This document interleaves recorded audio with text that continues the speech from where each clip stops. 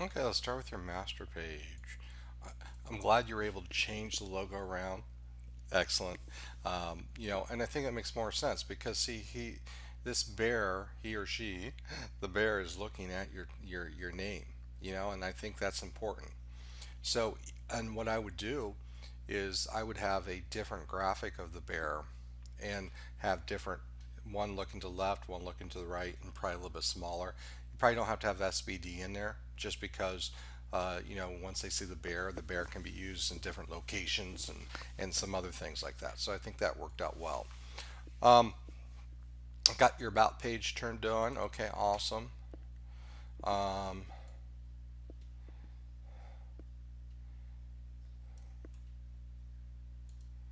Let me just look at your content here. Okay, so I'm looking here. I definitely would want you to bold, italicize certain important phrases in here, so it comes in. Like for example, I don't want to search for I'm a graphic designer. Maybe you highlight graphic designer, small business owner as bold or italics, so it stands out. So you want to look for those important phrases. Now the other thing is you want to keep things consistent. So like in the second paragraph, you have an extra space or indentation right before the here, but you don't have it before I or hi, but you also have it down here, so it's not consistent when it comes to that. So that's something we have to take a look at. That's easy stuff. People don't pay attention to that. So we get down to here. I wonder, I was thinking about talking about the bear. If we had a smaller graphic, um, so let's go back here and open up the Muse. I don't have your font installed, so that's why it's coming in. And this here is simply, first of all, you just delete that extra space. You just have an extra space in there. Now, if you want to put in um, indentation, what I would suggest doing is create a paragraph style, which I don't see anything, in this regards. You're going to learn styles next week, but I'll take this first paragraph, I'll go up to text panel, and you can actually go in and adjust the first line of the paragraph. So it has that. So I'll go like 15 pixels. And then what I'll do is anytime I want to apply this, I'm going to create a paragraph style. And I'm going to it's going to copy the styling, what I have in that paragraph automatically. I'm going to rename it by double clicking on it. I'm going to type in body. I want to click OK.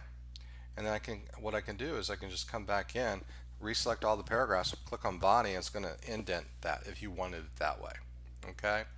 I almost think what I was talking about with the bear, I want to copy this over. And what I'm thinking that you do is, because when we make it small, we're not going to see the SVD, but I think what we want to do is I'm going to make this a lot smaller. Oops, let me try to keep it proportional. Um, length. So got linked. Let's do 50 pixels, something like that. As you can see, when I make it small, I'm not going to see that design. So it might be just black, but I'm wondering if we go in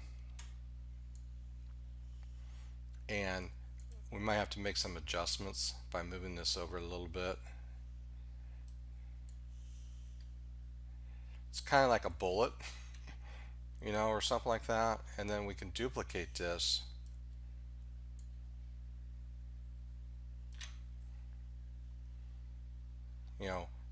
Make sure there's equal spacing. Like here, the space between this and education, you want to keep it the same. I just duplicate it quickly.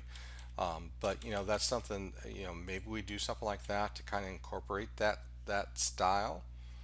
You know, could make it a little bit smaller.